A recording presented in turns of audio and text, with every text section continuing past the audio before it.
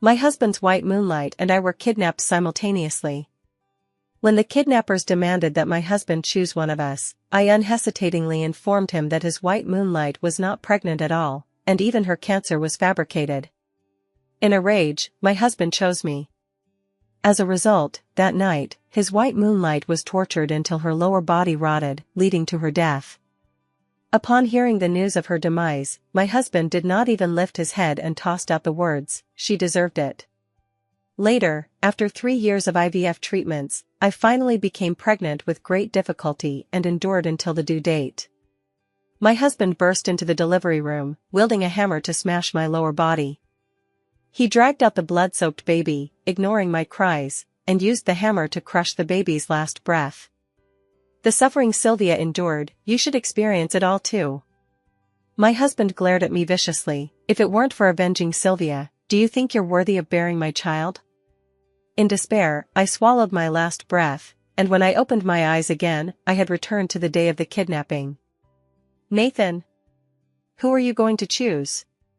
The blade sliced across my throat, spilling blood. The stinging pain jolted me awake, and I saw Nathan's hesitant expression across from me. A surge of overwhelming hatred and anguish welled up in my chest. I forcibly suppressed my emotions, but before I could speak, I heard Sylvia sobbing beside me. Nathan, I'm so scared. Save me. My stomach hurts so much. In my previous life, Sylvia had also cried and begged Nathan to save her. However, my immense desire to survive compelled me to unhesitatingly expose Sylvia's fabricated pregnancy and cancer scam, all to make Nathan see what kind of person his white moonlight truly was. It was precisely because I revealed Sylvia's secrets that Nathan, in a fit of anger, chose to save me and abandon Sylvia, leading to her tragic death that day. Now, as Nathan looked at me with guilt, I did not beg him to save me. Instead, I silently smiled at him, tacitly accepting his choice. He painfully averted his eyes and then pointed at Sylvia. I choose Sylvia. Nathan dared not look at me. Evelyn, wait for me to settle Sylvia, and then I'll come save you. I did not respond, merely gazing at him indifferently as he ordered the kidnappers, release Sylvia. The kidnapper sneered, rumors say the head of the Meng family deeply loves his wife, but it seems that's not the case. Shut up. Nathan interrupted sharply, but Sylvia had already been pushed out by the kidnappers. He instinctively rushed forward to hold her, yet his gaze fell on me, as if he wanted to say something. In his arms, Sylvia clutched her stomach and cried. Nathan. I'm so scared. My stomach hurts so much. Sylvia wept pitifully, resembling a fragile cat. Nathan could no longer attend to me, he carried Sylvia and left the scene immediately. In this desperate situation, I glanced at the kidnappers and the nearby cliff, and seizing the moment when the kidnappers were distracted, I unhesitatingly jumped off the cliff. Not for any other reason, but because I had learned in advance that the base of the cliff was surrounded by a large number of police officers, and an inflatable cushion had been prepared by the police beforehand. In my previous life, if Sylvia hadn't arrogantly seduced the kidnappers, engaged in intercourse with them while criticizing their performance and mocking them, the kidnappers would never have considered killing anyone. This was the full truth I learned from the case files. However, Nathan refused to listen, remaining immersed in his own hatred, and I could not pull him back. Now, with the mountain wind howling, I staked everything on leaping off the cliff, landing on the inflatable cushion. A sense of panic from surviving a catastrophe washed over me. Before completely losing consciousness, I dialed my teacher's phone. Teacher, regarding the matter you mentioned last time about dedicating myself to the laboratory, I agree. When I awoke again, I was already in the hospital. And 4 drip was attached to the back of my hand. Nathan, sitting at the bedside, sighed in relief upon seeing me wake. Evelyn, did you consider the consequences of jumping off the cliff? His tone carried resentment. If something had happened to you, have you thought about what I would do? Looking at Nathan, I opened my mouth, but my throat felt as if rolled over by a blunt knife, so painful that I could not make a sound. The ward door was pushed open, and Sylvia approached me with surprise. Sister Evelyn, you're awake. Tears hung at the corners of Sylvia's eyes as she happily grasped my hand. When I heard you jumped off the cliff, my heart nearly stopped from fright. I almost lost the child, but fortunately, you're fine, Sylvia said in a aggrieved tone. If something happened to you, I would feel guilty for life. How could I face you and Nathan in the future? Sylvia's face showed genuine concern for me, which stirred a wave of discomfort in my stomach. I forcefully withdrew my hand, but Sylvia's eyes reddened. You still blame me, don't you? I knew you blamed me. Sylvia looked at Nathan aggrievedly. Maybe I should just leave. My presence between you and Sister Evelyn always makes her unhappy. It's all my fault, I'll leave today. Seeing Sylvia about to leave, Nathan's earlier guilt vanished completely. He grasped Sylvia's wrist and turned to me. Sylvia had nightmares all night because of your cliff jump, fearing you wouldn't wake up. Can't you stop being so selfish? You can't even tolerate a pregnant woman, knowing that Sylvia has limited time left. Nathan looked at me with a cold expression. Your cliff jump, in the end, was your own reckless and willful act. Sylvia shouldn't have to pay for your willfulness. The pain in my throat made me furrow my brows. In the past, upon hearing Nathan defend Sylvia, I would have immediately argued fiercely with him, then engaged in a cold war for days or nights, waiting for him to coax me. If he didn't, I would certainly lower myself to beg him. But now it was different. I forcefully strained my vocal cords to squeeze out a hoarse sentence. I didn't ask her to leave. I looked at Sylvia. The Meng family is your home, stay as long as you want. Seeing my sensibility, Nathan's expression softened slightly, but Sylvia glared at me viciously where Nathan couldn't see. I indifferently tugged at my lip and heard Nathan say again, because Sylvia is pregnant and you both experienced the kidnapping, I really don't feel at ease with her living alone. So, I've asked Denise to pack Sylvia's things, and she'll move in with us later. What do you think? His inquiring tone carried a cold, firm certainty, leaving me no room for refusal. Sister Evelyn, if you're unhappy. I think it's great. My straightforward agreement left Sylvia unable to exploit the situation, and even Nathan rarely showed a relaxed expression as he patted my head, instructed me to rest well, and so on. He added that it was inconvenient for a pregnant woman to stay in the hospital too long, so he took Sylvia and left. I stayed in the hospital for half a month, seeing Nathan only once. He either said he was busy or that he was accompanying Sylvia to pick out daily necessities. In truth, I didn't want to know what he was doing, nor did I desire his company at the hospital. But Sylvia always called to inform me of every detail, deliberately acting troubled. I didn't want this, Sister Evelyn, but Nathan insists on doing everything personally. You won't be angry, will you, Sister Evelyn? Sylvia's provocations felt like punches landing on cotton. In the past, if Sylvia got even slightly close to Nathan, I would be ignited with anger. Now, I merely smiled and said, how could I be? I'm glad Nathan can take good care of you. Sylvia suffered in silence until the day I returned to the Meng family, when she fully erupted. The master bedroom I had yielded became Sylvia's room. The original color scheme had been entirely changed to girlish pink. I didn't mind, but Sylvia followed behind me and said, Nathan thinks pink wallpaper is better, more suited to my temperament. He always feels I'm like a child who hasn't grown up and needs care. And the slippers, Nathan picked them too, Sylvia feigned surprise. Oh. Sister Evelyn, Nathan and I are wearing couple slippers. You won't be angry, will you? I really didn't mean it. My gaze fell on Sylvia's cartoon bunny slippers, reminding me of how I once asked Nathan to wear couple slippers with me. Nathan had merely said I was too childish and told me to mature and not follow every trend. It turned out Nathan wasn't incapable of loving, he just didn't want to unconditionally pamper me.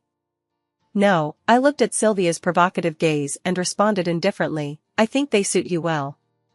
Sylvia then picked up a photo from the table, because I wanted to take maternity photos in advance, but the child has no father. Nathan accompanied me to take them during the days you were hospitalized. Coincidentally, Nathan returned and, hearing this, explained unnaturally, I just agreed to be the child's godfather. Once the child is born, you'll be the godmother. Haven't you always liked children? You can help take care of it then, okay? I couldn't help but recall my own child, who had shared breaths with me in my body for a full 9.5 months, only to be cruelly smashed to death by Nathan with a hammer. His eyes were filled with murderous intent, devoid of any paternal mercy, yet now it was displayed vividly. My heart ached faintly, but I suppressed my emotions and nodded. Okay. Nathan's tense nerves finally relaxed, but he inexplicably glanced at me a couple more times. Seeing nothing amiss, he fully set his mind at ease. Until Sylvia suddenly picked up a pocket watch. Sister Evelyn, I thought this looked nice, so I had someone remake it into a baby photo frame. What do you think? My gaze followed the object in Sylvia's hand, and my breath suddenly caught. That pocket watch was my father's relic, which I had always treasured in a safe. No one except Nathan knew the password. It was impossible for anyone else to take it out, let alone modify my father's relic. It certainly wouldn't have turned into the pink, toy-like thing in Sylvia's hand. Nathan. Knowing full well the profound significance of the pocket watch to me, my chest felt as if a piece had been brutally gouged out, and even the air stagnated. I pointed at the pocket watch and looked at Nathan. Did you give her my father's relic? Having lost face because of me, Nathan frowned unhappily. It's just a worthless thing. If I gave it, I gave it. Who are you making that face for? Furthermore, Nathan looked at me coldly. The dead are like extinguished lamps, of course, the living are more important. I thought you had become sensible, but you're still the same as before, always jealous and competing for attention. There is no greater sorrow than a dead heart. Looking at Nathan's barbaric and cold attitude, I understood that no matter what I said, I couldn't change the established facts, even if he knew what that pocket watch meant to me. Since that was the case, there was no need for me to continue playing the villain. I nodded silently, looked at the pocket watch, and nodded. You're right, if Sylvia likes it, then give it to her.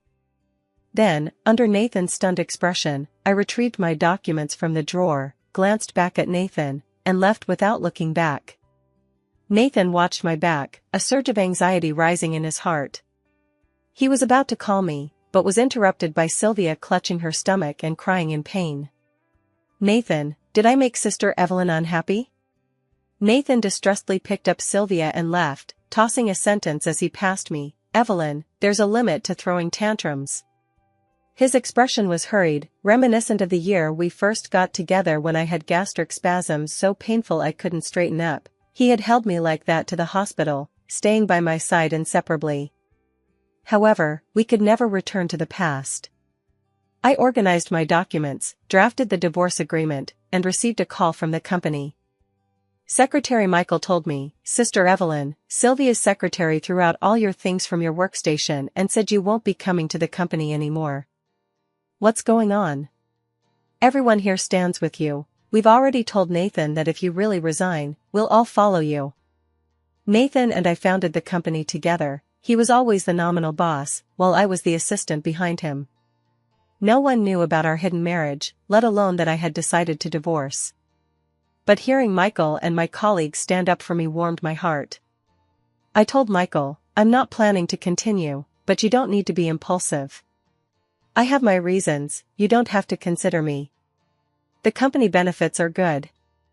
No need to lose your jobs because of me. Just as I finished speaking, the door was pushed open, and Nathan, with a dark face, questioned me, You're not planning to continue? Looking at Nathan, I hung up the phone and had no intention of responding. Evelyn. How long are you going to make a fuss? Nathan grabbed my wrist, forcing me to answer. Sylvia is pregnant now and has late-stage cancer. The doctor said she needs more sun exposure, and your office has the best sunlight, so I let her stay there during the day. She doesn't affect you. Listening to Nathan's self-righteous tone, I glanced at Sylvia hiding behind him, raising her eyebrows at me, and suddenly found it quite laughable. The company is so large, why must she sunbathe in my office? I took out the divorce agreement and placed it on the table. Sign it, Nathan. Looking at the document on the table, Nathan's already irritated emotions reached their peak. You're using divorce to threaten me? Evelyn, who gave you the audacity to threaten me with this? Nathan's eyes surged with anger as he snatched the pen from my hand, signed his name, and threw the agreement and pen at my face. Since you want a divorce. Fine. Get out now. Nathan was convinced I would soften and used such low-end and vile methods to force me to submit. But I merely glanced at him indifferently, picked up the agreement, walked out the villa door into the stormy courtyard, still hearing Sylvia's voice. Nathan, it's pouring outside, hurry and coax Sister Evelyn back. Ignore her. Nathan's cold, hard voice rang out. Let her die out there for all I care. Nathan thought I was just throwing a tantrum. But he didn't know that the car picking me up had already arrived outside the community. Nathan watched the rain outside growing heavier, with lightning and thunder, his anxiety intensifying. He kept checking the time, 10 hours had passed, and I hadn't come to seek reconciliation. Irritated, he called friends for a gathering, but they couldn't help speaking up for me. Nathan, aren't you really going too far? Evelyn is an orphan, you let her go out alone with nothing, this isn't cutting off her retreat and forcing her to death? Nathan recalled my expression when I left, and his heart suddenly ached. Before he could speak, Sylvia, sitting aside, interjected. But what did Nathan do wrong? It's Sister Evelyn who's too willful, you can't expect Nathan to coax her for everything. Previously, he found Sylvia fair and well-behaved, but now her words inexplicably felt uncomfortable. A friend close to me directly retorted, who are you to talk about Evelyn? To put it bluntly, Nathan's current social status is all thanks to Evelyn building it for him. During their hardest times, if I remember correctly, you were living it up with other men, right? Moreover, the friend took out the materials I had sent her before and slapped them on Nathan, only you would keep such trash. Didn't Evelyn tell you that when she came back saying her man died, and she was pregnant with cancer, it was all a scam? When Evelyn was hospitalized for a miscarriage, how did you act as her husband? On the day Sylvia returned, holding her prenatal report and late-stage cancer diagnosis, crying and begging for shelter, I had raised doubts and even demanded that Sylvia go to the hospital we co-founded for another checkup. But Sylvia reacted strongly, crying that I couldn't tolerate her and might as well let her die. At that time, Nathan only thought I was vicious, who would use pregnancy and cancer as a pretext to deceive. Now, looking at all the diagnoses on the checkup sheet and the video thrown by his friend, Sylvia was indeed not pregnant and had even hooked up with other men during their ambiguous phase. His gaze sharpened, looking at Sylvia as if he wanted to devour her. Sylvia's eyes reddened, and tears fell. It's not true, Nathan, Sylvia cried, I don't know where these came from, but I really didn't deceive you. How could I possibly lie about my pregnancy? Nathan, don't you believe me? Sylvia turned her head crying and questioned my friend, what benefits did Evelyn give you to make you speak for her and frame me like this? The friend merely admired Sylvia's green tea behavior and retorted coolly, whether it's true or not, just go to the hospital for a checkup and we'll know. Yes, Nathan's gaze fixed straight on Sylvia's abdomen, just one trip to the hospital, and the truth will be revealed. Sylvia shuddered under Nathan's gaze. She had never seen that look, as if he would really take her life for lying. She cried and knelt at Nathan's feet, hugging his legs, I won't go to the hospital. Nathan, I'm afraid of hospitals, I don't want to go. In the past, whenever Sylvia cried, Nathan would even pluck stars from the sky for her. Sylvia was his youthful white moonlight whom he loved but couldn't have. When she suddenly returned, living in extreme misery, he couldn't help but feel compassion and took her in. Now, seeing Sylvia's tears, Nathan only felt irritated and disordered. He coldly pushed away Sylvia's hand and dialed his secretary. Arrange a full-body checkup for Miss Sylvia. Nathan hoped more than anyone that Sylvia was truly ill and genuinely pregnant, nurturing a child with her life. Otherwise, he dared not imagine how I had endured these days. He recalled the day of the kidnapping when I smiled at him, the hospitalization when I responded indifferently to his every word, the day my father's pocket watch was taken by Sylvia as a toy to show off, my disappointment and collapse, and the resoluteness when I left with the divorce agreement. It can't be. Nathan irritably grabbed his hair. It can't be. He sat in the hospital corridor with his friends, waiting for the final results. The doctor was his person and dared not conceal anything, handing the results to him immediately upon receipt. Mr. Nathan, Miss Sylvia is in good health, but due to excessive abortions, she is now infertile. His friend couldn't help mocking, Nathan, oh Nathan. You hurt the one who loves you most, Evelyn, for such a green tea. You gained a sesame seed but lost a watermelon, you deserve it. The lightweight checkup sheet felt as heavy as 1,000 pounds. Nathan stared blankly at the diagnosis results, numbly asking the doctor, could there be an error? The doctor answered seriously, impossible. We conducted dozens of tests, all yielding the same result, no error is possible. Give it up, Nathan, his friend snatched the checkup sheet, only you would mistake a lump of wood for a pearl, hilarious. Now you've got your retribution, and good riddance. You're not worthy of Evelyn, you match Sylvia perfectly. Nathan's heart sank completely. He rushed straight to the ward, saw Sylvia sitting on the bed, and directly grabbed her collar to question her. Who gave you the audacity to play me like this? Do you even know that because of you, Evelyn still refuses to come back? Sylvia was startled. Looking at Nathan's expression, her eyes reddened. Nathan, didn't you say that no matter what I become, as long as I turn back, you'll be there? The facts prove you love me more. No matter what I wanted from Evelyn, you unconditionally demanded she give it to me, her home, her room, her man, and everything of hers. Sylvia took out the pocket watch, even Evelyn's father's relic, you gave it to me to make me happy. Isn't that enough to show you love me? Seeing the yellowed pocket watch turned into a pink, cute toy, Nathan felt a dull pain in his chest. Recalling my desperate and numb expression at the time, he felt as if his heart was gripped by a large hand, even breathing hurt. He snatched the pocket watch. What right do you have to take Evelyn's things? You bitch.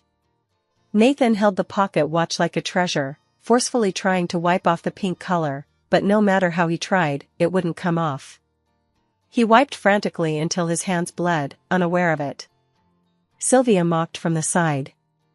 Nathan, who are you pretending to be affectionate for now? Weren't you the one who personally drove Evelyn away? What affectionate scene are you acting now? Sylvia looked at Nathan like this and sneered. In the end, you and Evelyn reaching this point is all because of your own doing.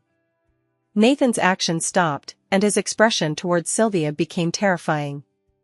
In the 3rd year at the laboratory, carrying the experimental injections I brought at the time, the agents injected into my body underwent a qualitative change. The memories altered according to the code truly changed completely.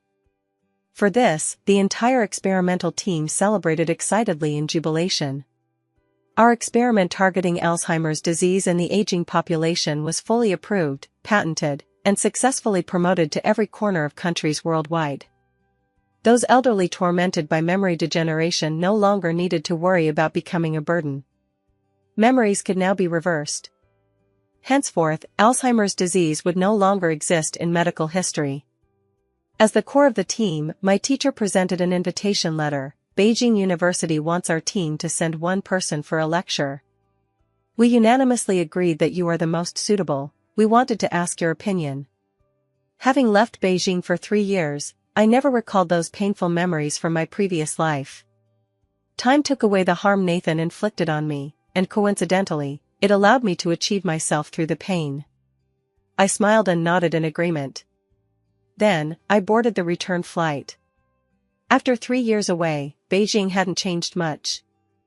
I checked into the hotel booked by my teacher and arrived at Beijing Normal University's lecture hall with my assistant.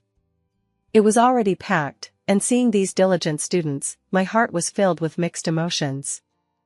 Once, my father worked day and night in the laboratory to cure my mother's Alzheimer's, but due to an accident, my mother left us forever. Later, my father left his data and, in grief, committed suicide, leaving only a pocket watch and a pile of cryptic texts. Now, I could be considered to have inherited my father's mantle and fulfilled his last wish. I prepared a series of lecture drafts and was following my assistant to prepare for the stage when suddenly someone called my name. Evelyn? My steps halted, and turning my head, I saw Nathan in the entrepreneur section. He looked at my now glamorous self in disbelief, a flash of pain in his eyes, then walked from the entrepreneur's position to me. "Evelyn, it's really you." Nathan grabbed my wrist. "I've searched for you for 3 whole years, you vanished without a trace. Do you know how heartbroken I was? How could you just leave without regard for me?" "Evelyn," Nathan's eyes were red-rimmed, his gaze toward me nearly obsessive, "I'm taking you home now." My grabbed wrist ached, and I furrowed my brow slightly. "Sir, please let go." My indifferent response stung Nathan. He looked at me in disbelief. "What did you call me?" "Evelyn, I know I was wrong. I know it was all Sylvia's doing." As if to claim credit or atone, Nathan eagerly told me, "I've dealt with Sylvia, she won't come between us anymore. Evelyn, forgive me." In the laboratory, when my teachers first learned of my divorce, they expressed regret. But once, during a gathering where we drank, I got drunk and poured out my heart, revealing the whole story. The entire lab's senior brothers and sisters despised Nathan to the extreme, including the junior assistant I had personally promoted. The junior assistant, seeing Nathan's attitude toward me, reacted and forcefully pushed him away, looking at him coldly. "Mr. Nathan, if you continue to interfere with Teacher Evelyn's lecture preparation, I'll call the police to arrest you." The junior assistant was my teacher's only son. He had been a favored child since young, yet he was willing to call me teacher for learning's sake. I genuinely liked this junior brother from the bottom of my heart. I smiled and shook my head, wanting to tell him it was fine. But Nathan, not knowing what got into him, pointed at the junior assistant and questioned. "Who is he?" "Evelyn. Give me an explanation." "You left home for 3 years for this man?" "Fine." Nathan suddenly grinned ferociously. "I thought I broke your heart and you left in anger, but it turns out you had already found a replacement." I couldn't understand. The person who drove me out of the house back then, indulged Sylvia in occupying my house, my man, and my father's pocket watch. How did he have the face to blame me in public? Seeing more onlookers gathering, the junior assistant's face darkened, about to clash with Nathan. But I backhanded a slap across Nathan's face. With a smack, I looked at Nathan. "If you're sick, go to the hospital, not come here to act crazy." Then, I raised my hand and slapped again. 3 years ago, we were already divorced, Mr. Nathan, I reminded him. There is no relationship between us. Nathan covered his face, looking at me heartbroken. Moreover, I smiled and reminded, 3 years ago, Sylvia deliberately flaunted her wealth, inciting hatred from villains, which led to that kidnapping case. I don't believe you don't know the truth. Nathan recalled the kidnapping and guiltily lowered his head. I continued to press closer.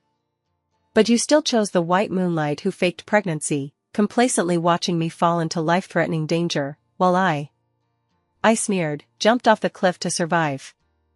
The internet has no forgetfulness. Shall I find it for you to see? Nathan abruptly retreated half a step. Back then, that kidnapping case even trended on hot searches. The kidnappers used the slogan of robbing the rich to help the poor, and the live stream had millions of viewers. Now, upon my mention, many recalled the incident and suddenly realized. I heard the kidnapped were the main corporation president's wife and his white moonlight. Nathan chose to save the white moonlight, but Mrs. Nathan jumped off the cliff to escape. If not for the police arriving, she probably would have died long ago. My God. So that incident back then was real. I thought it was a script. That main corporation is actually Nathan's main corporation. He's so scummy himself, doesn't he have any self-awareness? And he has the nerve to condemn Teacher Evelyn here? If not for Teacher Evelyn, how many people would still be troubled by the unsolved mystery of Alzheimer's? Fortunately, Teacher Evelyn survived. Otherwise, Nathan would have killed a national pillar. Nathan was insulted, pointed at and scolded until his face flushed red. With a livid face, he looked at me. Even if that's the case, who hasn't made mistakes in youth? Evelyn, do you have to keep dredging up old accounts? Even now, Nathan still didn't think he had done wrong. Even if he did, it was a forgivable, insignificant matter. I smiled at Nathan, showing no mercy. Old accounts? You drove me out of the house for Sylvia, let her use my father's relic as a toy, even redecorated my room entirely in Sylvia's preferred style. When Sylvia wasn't looking at you, you chose me. After being with me, you still lusted after Sylvia. You call this dredging up old accounts? Nathan, you're a thorough selfish bastard. Then, I turned to the Beijing school leader aside. If the entrepreneurs your school invites for exchange have such indiscreet private lives, I cannot guarantee that our 3 years of hard work achievements won't be wasted. Seeing that I was unwilling to even discuss the lecture further, not only the school leaders but also other entrepreneurs came out in support. Beijing does not welcome you. 10 main corporations can't compare to one teacher, Evelyn. I always said main corporation rose too fast and stabilized in Beijing, but why has it declined so much these years? Turns out it's because teacher Evelyn was driven away by certain people. Certain people have such thick skin, still blaming teacher Evelyn here. In the year Nathan and I first got together, apart from his passion, he had nothing. It was I who, relying on the connections and relationships left by my father, paved the first step in Beijing, then secured funding sponsorship with my solid skills, and later accompanied Nathan to go public. I invested almost all my glory in Nathan. I didn't ask for his gratitude, I only asked him to love me as before. When I needed family the most, during the most painful days, it was Nathan who accompanied me through. On the day my father committed suicide, it was Nathan who held the broken me, repeating over and over, "Evelyn, your father went to enjoy blessings. While reuniting with your mother, they sent me to love you." Nathan swore in front of my father's body, "If I, Nathan, ever betray Evelyn, may I die a horrible death. Evelyn, I don't seek to be born together, but I want to be like your uncle. If one day you're gone, I certainly won't live alone." On my parents. I saw too much purity and love from my parents, such that my longing for love and home surpassed everything. I unhesitatingly chose to pave the way for Nathan, personally sending him to the high platform, watching him stand at the mountaintop, and was willing to always be the force supporting him. If not for Sylvia, I never thought our relationship was so fragile. Nathan rejected countless women, yet he alone couldn't reject his youthful white moonlight. I had pained, cried, argued, even used divorce as a threat, and held him to his promises, but he wouldn't listen to a word, only treating my breakdown as madness, regarding me as an emotionally triggered lunatic. Even when he saw my severe psychological disorder diagnosis, he casually tossed out, "Evelyn, your appearance using such lowly means to retain me is truly disgusting. Now, it's merely everyone returning to their place. What doesn't belong to Nathan ultimately doesn't." Watching Nathan being escorted out by security, still shouting my name, my heart was extremely calm, without ripples. I quickly turned the page on this interlude, smoothly completed the lecture with my script, and was invited to lectures by various institutions. During this time, I took a moment to visit my parents' graves. Seeing the smile still on my father's face, I smiled and placed the flowers. "Dad, I don't know if you'll understand, but many times, I feel that heaven giving me a chance to start over was fought for by you and Mom. I won't be foolish anymore. Life is only once, I just want to live for myself." I placed the flowers. Exiting the cemetery, the sky had darkened. The junior assistant waited outside, thoughtfully holding an umbrella for me, covering most of me, with the pitter-patter of rain in my ears. "Teacher Evelyn, teacher called to have us return next week." I nodded and said okay. Before getting into the car, the door was suddenly grabbed. Turning back instantly, I saw a woman with indistinguishable features, dressed in rags. Her eyes were particularly familiar as she grabbed my car door and sneered. "It's really you. Evelyn. You dare come back. Sylvia." I quickly realized. Sylvia had already taken out a prepared dagger from her bosom and stabbed viciously at me, but before she could touch me, the junior assistant kicked her away, sending her tumbling into the mud. "Teacher Evelyn," the junior assistant asked worriedly, "are you all right?" I shook my head, looking at Sylvia. After 3 years without seeing her, I never imagined meeting in such a scene. She was disfigured and appeared to be faring poorly. As if discerning my scrutiny, Sylvia coldly shouted, "Evelyn, it's all your fault. If not for you, Nathan wouldn't have exterminated me. He wouldn't have made me a plaything for so many people, just to get me pregnant and then personally abort it, to compensate for the harm to you. Nor would he have ruined my face with a knife during my miscarriage. It's you. You made my latter half of life neither human nor ghost. I'll kill you." Looking at the crazed Sylvia, I felt no pity in my heart. For Sylvia, I never thought she deserved sympathy, all her outcomes were deserved. Even now, disfigured and turned beggar, in my view, it was what she deserved. However, I didn't expect Sylvia to blame all the faults on me. "Sylvia," I sneered, using the most infuriating tone, "you deserve it." Looking at Sylvia's twisted face, facing the figure hurrying from behind her, I laughed even louder. "You just deserve it, all your endings are self-inflicted. Even if you die here today, I won't spare you another glance." Listening to my mockery, Sylvia completely broke down, picked up the dagger from the ground, and shouted, "Evelyn, I'll kill you."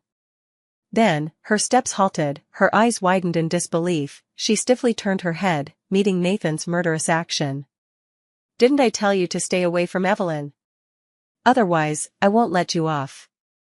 Nathan stabbed a knife into Sylvia's back, ruthlessly withdrew it, and stabbed again, blood splattering. Nathan smiled cruelly. "It's you who made Evelyn disappointed in me.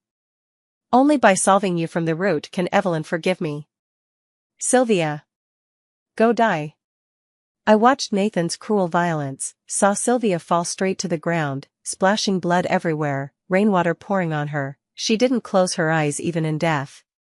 When Nathan, holding the murder weapon, looked at me, his eyes held more complex emotions. He approached me. The junior assistant hurriedly blocked in front of me, but he suddenly stood still, raised his hands, and said to me, "Evelyn, I know you've come back anew too. In the previous life, I wronged you."